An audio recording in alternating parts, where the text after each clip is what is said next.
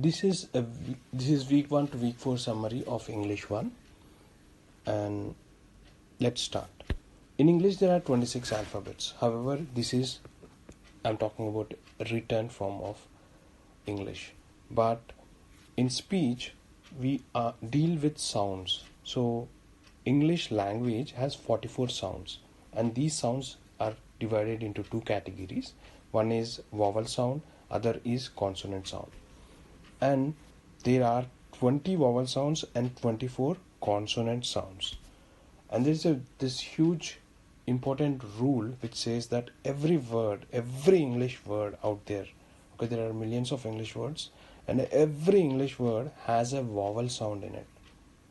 So by this, it seems like vowel sounds are important. Maybe you might remember a few vowel sounds. Yes, I'll give you a simple trick where you can remember a few of the vowel sounds, at least 6 vowel sounds. So you might be familiar in your native language about these sounds: a, I, u, u.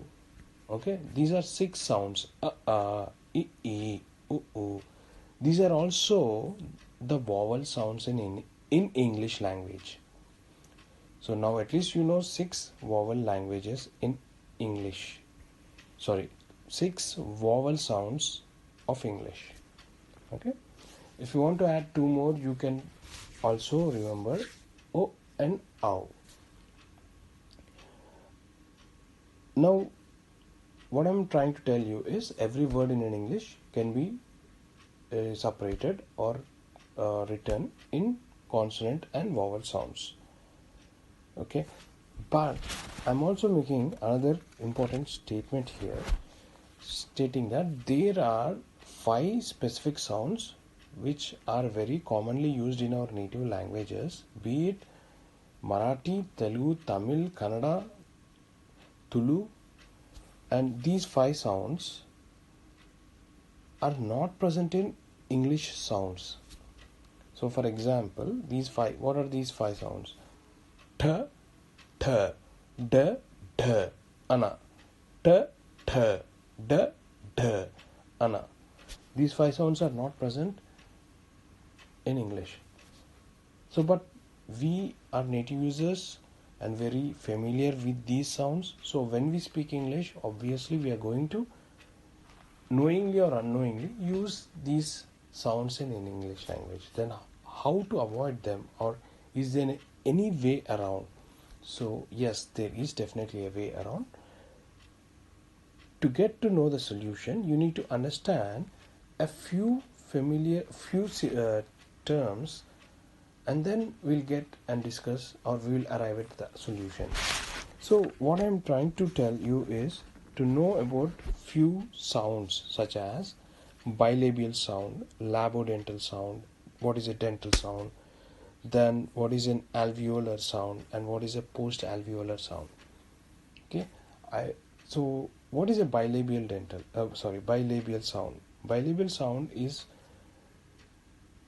to understand this, first and foremost, we all know that we inhale air and exhale air, right?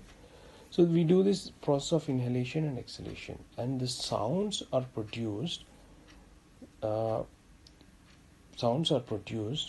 by some kind of stoppage or modification of exhalation of air. If the stoppage is almost nil or minimal, those sounds that are produced are your vowel sounds. Okay, just keep your hand in front of your mouth and speak out any of the vowel sounds and see how much of the air is hitting your hand. Let's say a, I, e.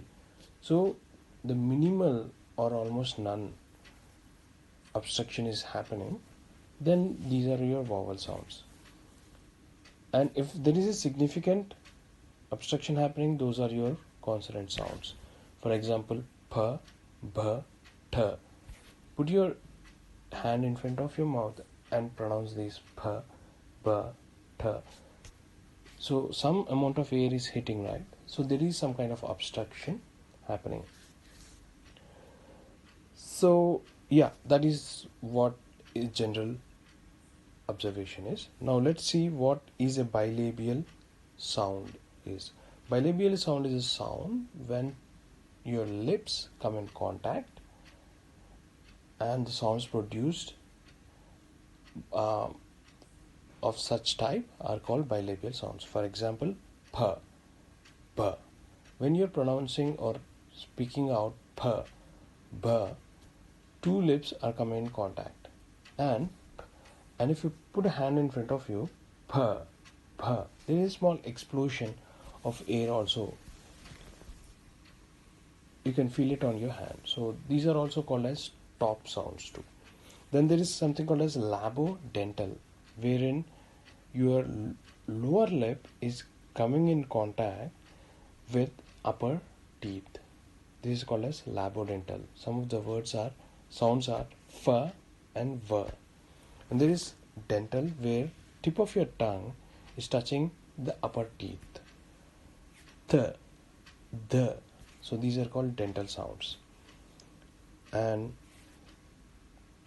other category is alveolar sounds, which are when your tip of the tongue is touching an area just behind your teeth. That region is called as alveolar region. So some of the words are t. Try to observe where your tongue is going when you are trying to pronounce these sounds. T, d, s, z, l, r, n.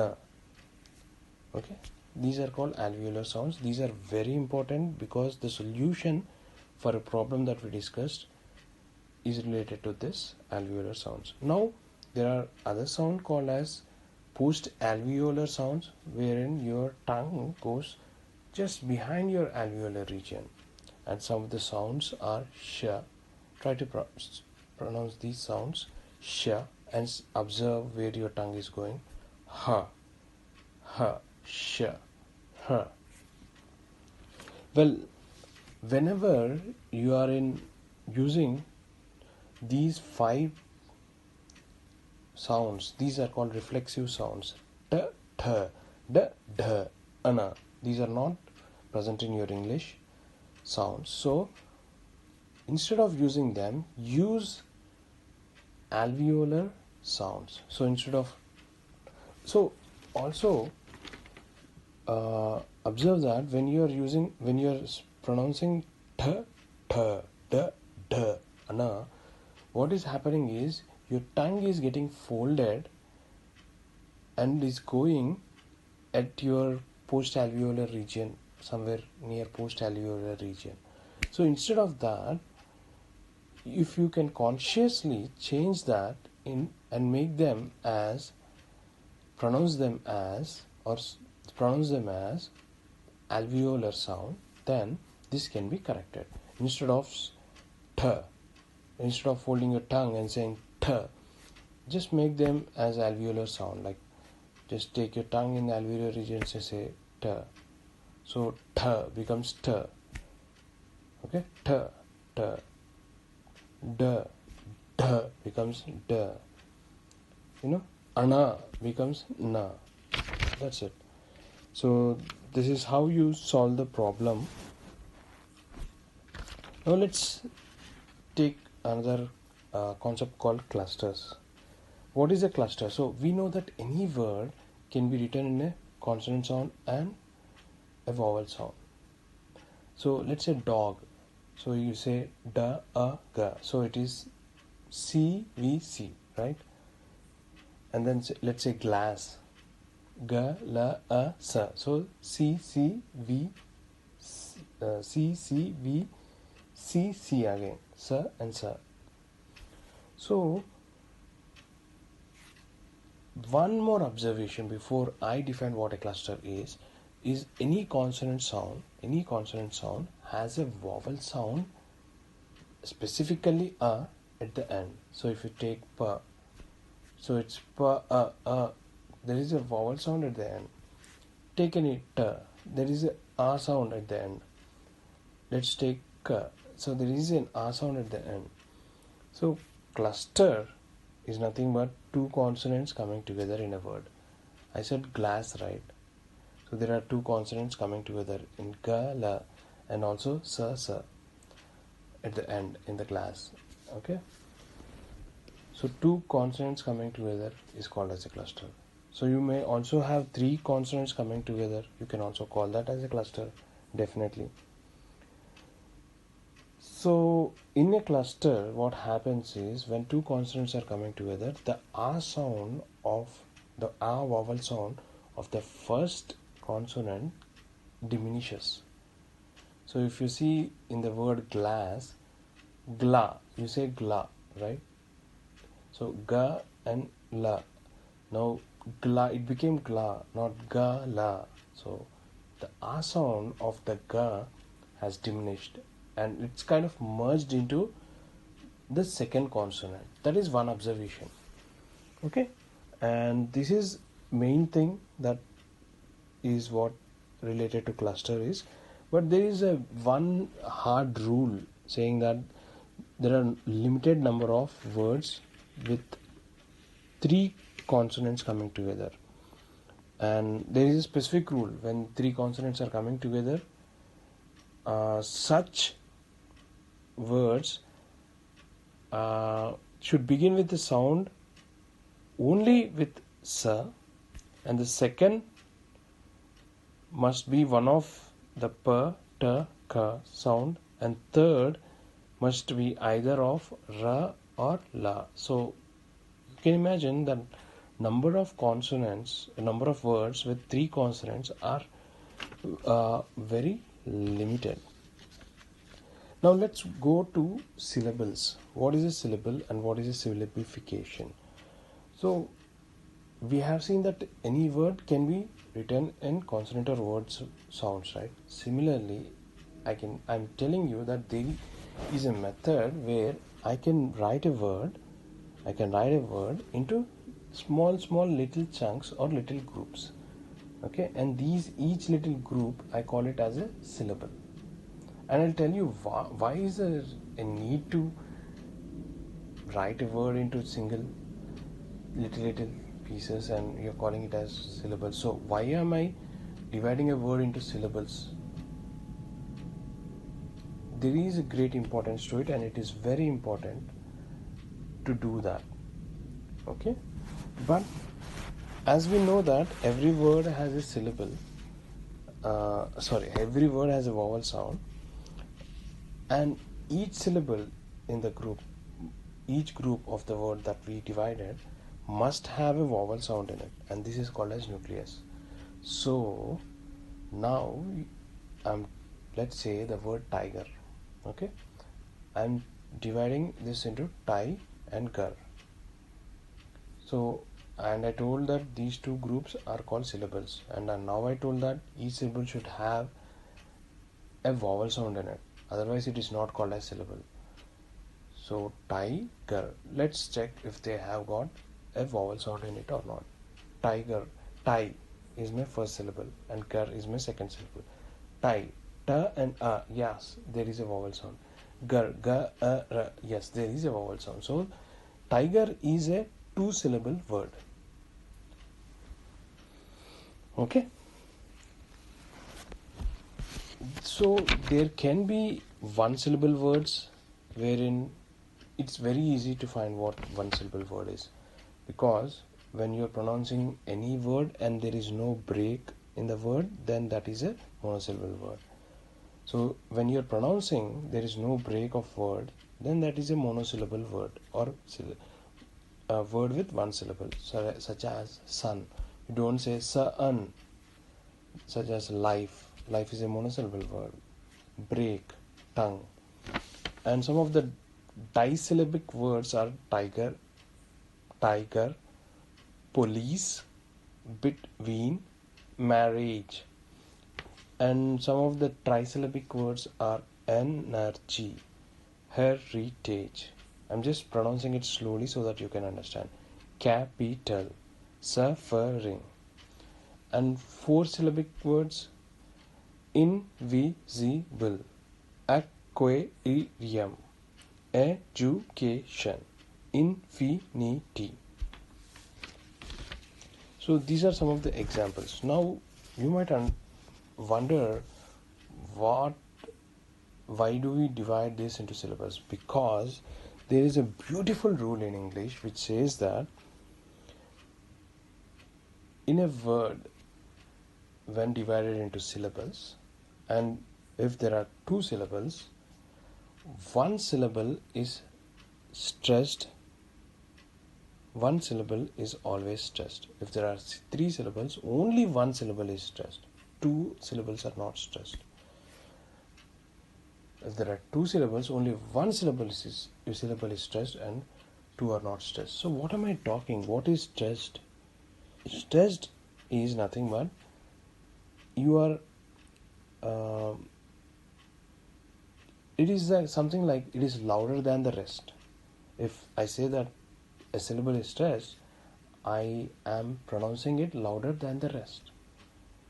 Okay, so if we are talking about pronunciation, we are getting into pronunciation now. See how the syllabification, that is dividing a word into syllables, and now knowing that stressing a syllable is leading to pronunciation. Now a key question is, which syllable should I stress and which syllable should I not stress? If I can know this information, okay, if there are any rules to it, and if I know those rules, then I know I can pronounce any word, right? I can pronounce any word, because any word I can divide it into syllables, and now I know that which syllable to stress. For example, I'll tell you the words, take any word which ends with tion, okay? And the syllable that comes before this tion is stressed. This is the rule. So let's take the word education, okay? And if I divide this into syllables, edu, k, and shan, these are the three syllables. And I told you the rule is that the syllable before shan is pronounced or stressed. So the pronunciation of this word has become or is education. So I'm stressing K here. So this is the right pronunciation. So that's how it is important. So let's go through the rules first. So the stem rule. First rule is the stem rule. There are noun stems and adjective stems. What are noun stems? Breakable, friendly. So these are the stems of nouns and stems of adjectives. So these are called as derived words from original words. So when such words are found which are derived from its original words, we stress on the original words. We say breakable, we say friendly. This is one rule. Okay, then in case of a disyllabic disyllabic nouns or disyllabic adjectives. What are disyllabic nouns and what are disyllabic adjectives? So nouns with two syllables and adjectives with two syllables. Example, nouns with two syllables are present, present, tiger, tiger, breakfast. So here the first syllable is pronounced. This is the rule. So we say present, tiger, breakfast. I'm doing a stress little I'm exaggerating the level of stress for you to listen and understand. So tiger, breakfast, present. Okay. Then other rule is in case of verbs, generally disyllabic verbs, most of the disyllabic verbs, we stress the second syllable. Like for increase is a verb, right? Increase, and we stress increase. Okay, and begin. Or sometimes words can be noun or verb.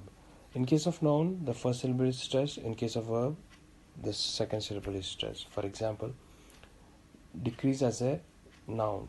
Decrease. Decrease as a verb. Decrease. Object as a noun. Object. And object as a verb. Object. This is one of the rules. And another rule is when there is a compound noun. What is a compound noun? Two words coming together and forming a word. We tend to pronounce the first word. So bookstore, bookstore, notebook. Okay, and then there are some words which end with tion, sion, or ian. We just pronounce or stress on the second last word or the word before tion, sion, or cian. So education, permission, physician. Okay, and then any word that is ending with ic, you stress same before ic, whatever the syllable is, you stress that more, like strategic, realistic. Okay, and then words which end with ee or oo, these ee and oo are pronounced more, like guarantee. It's not guarantee, it's guarantee. Shampoo, it's not shampoo, it's shampoo. So these are some of the patterns or rules that we know and that you could follow, but there might be many times you don't know what to do. So you can simply type in the word in your Google and say pronunciation, and you get in the Google you get the solution, or you get the search saying dividing the word into syllables and also telling where to pronounce. Okay, so this is one. And one general rule is, when in doubt, do not stress at all. It is better to not stress than stress the wrong syllable. Okay, this is all about syllables. So let's talk about plurality quickly. It's a very simple concept. Any word that is ending with pa, ta, ka, okay, has plural sound as sa. Any word ending with pa, ta, ka has a plural sound sa.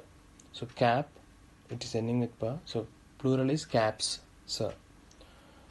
Book, it is ending with ka, right? So books, sa. The plural sound is sa at the end. But if for everything else, like everything else, the plural sound is either za or is. However, there is not much difference, za or is. Example, dog. It doesn't end with pa, ta, ka, so it is not the sa sound. So it should be either za or is.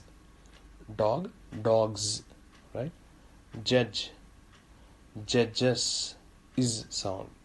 Okay, this is about plurality, and we are done with plurality.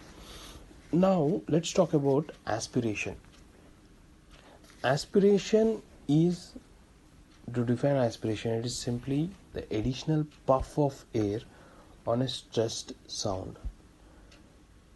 So we know that there is a word and it can be divided into syllables, and one of the syllable is stressed. So that is, it is stressed or spoken louder than the rest, right? Fine. And now I'm telling aspiration is additional puff of air on the stressed syllable. Okay, so again, even more, I'm pronouncing or stressing even more, right? So for example, let's say all the words that begin with pa, ta, ka. Okay, I'm telling you all the words that begin with pa, ta, ka. So initial beginning word starting with this pa, ta, ka sounds. Okay, these should get aspirated. So pa should be aspirated to pa, ta should be aspirated to ta, ka should be aspirated to ka. So what am I talking? Let's see the example. pen, how do you pronounce? Pen has pa sound in the beginning, right? So it should be aspirated to pa. P sound, pa sound should be aspirated to pa. So I should pronounce it as pan. Okay? In case of tan, tan. In case of park, park. So there is an aspiration. Aspiration is puff of air coming. So if you keep your hand in front of your mouth, you can feel a puff of air hitting your hand, right? Park, pen, pan, team, truck. So that is what is aspiration. And if there is another rule, if the aspiration, if there is not p, pa, ta, ka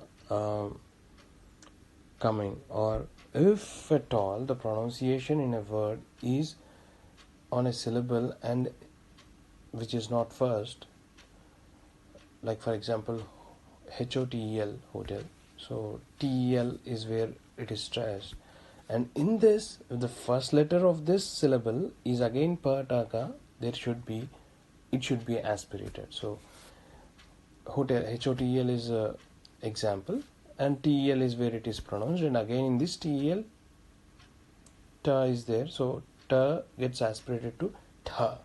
Hotel, hotel, hotel. Okay. So let's say intense, intense, intention. Okay. And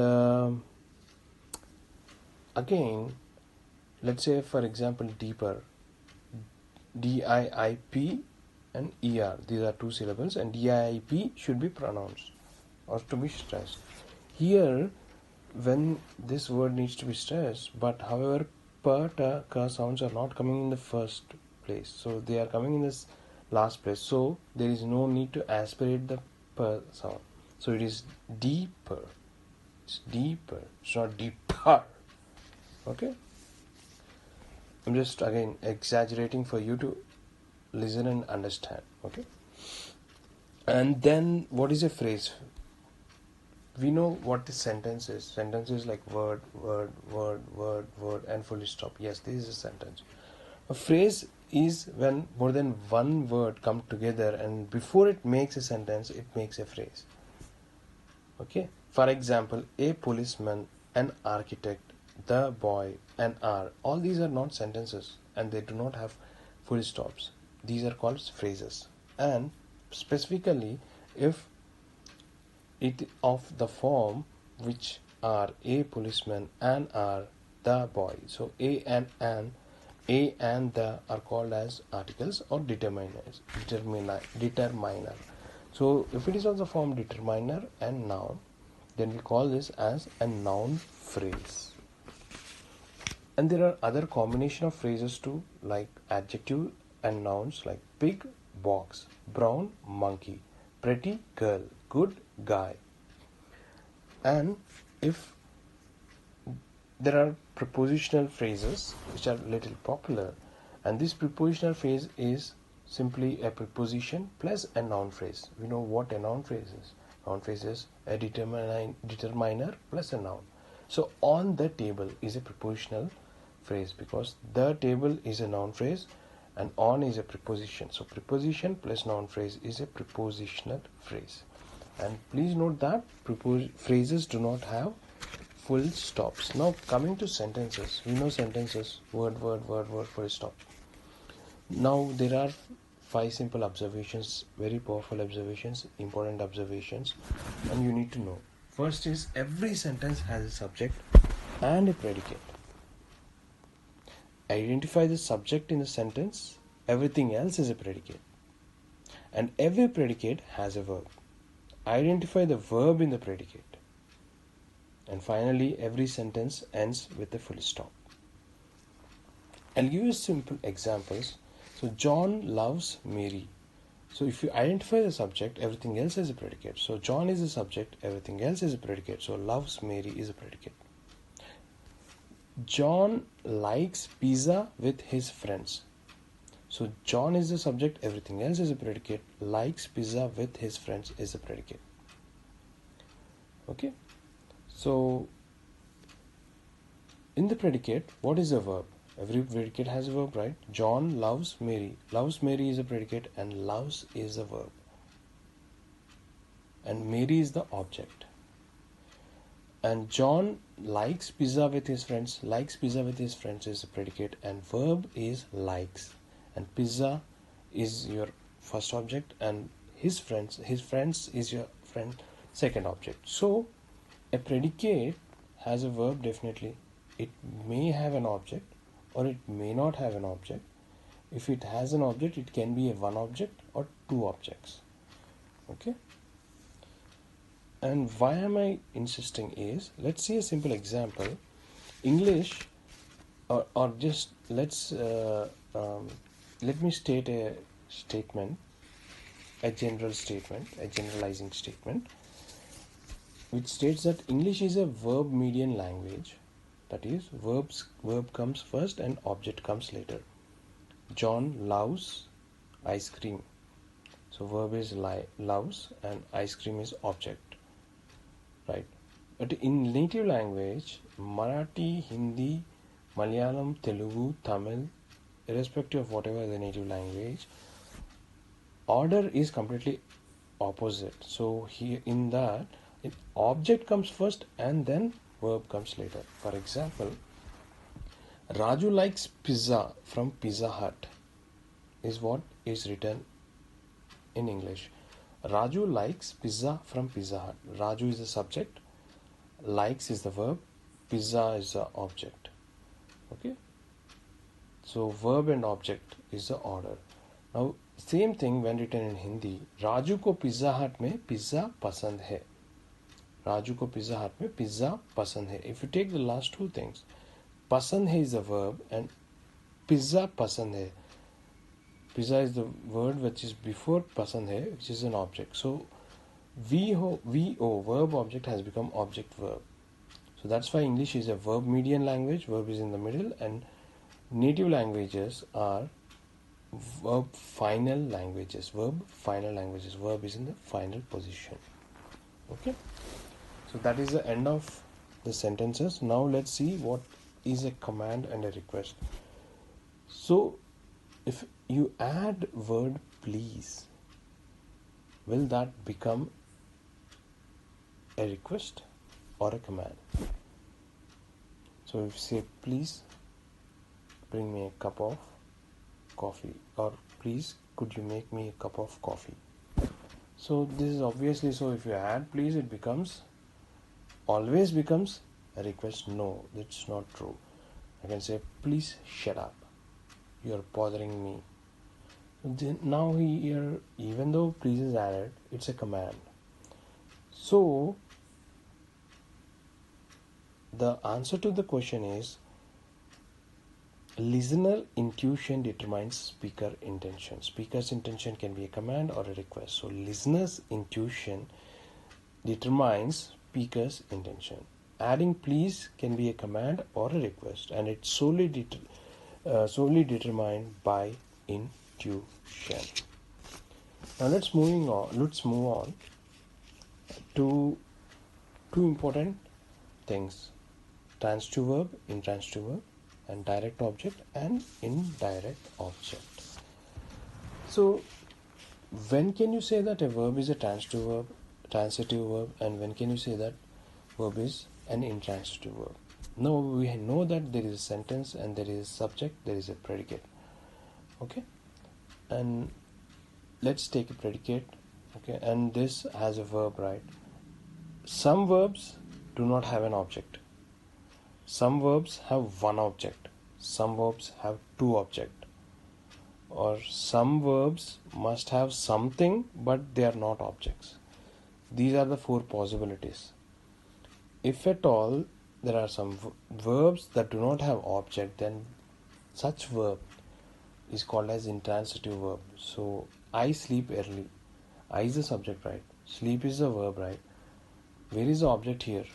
There is no object. So sleep here is intransitive verb. And if at all the verb has one object or two objects, then we call such verbs as transitive verbs. For example, I go home every week. Again here, I go home every week. Here go is a verb and there is no object. This is again intransitive. Now I'm talking about transitive, right? It should have at least one object or two objects. I like mangoes. I is the subject, like is a verb, and mangoes is the object. There is an object, hence this is a transitive verb. So you now know what is a transitive verb and intransitive verb, which is one of the complicated type of verb to identify in English. Similarly, when there are two objects, I gave a book to my friend. I teach English to college students. The first object that is there in the sentence is called direct object. Second is called indirect object. In this sentence, I gave a book to my friend. A book is an object. My friend is another object. So a book is a direct object and my friend is indirect object. I teach English to college students. English is a direct object and college students is the indirect object. Thank you.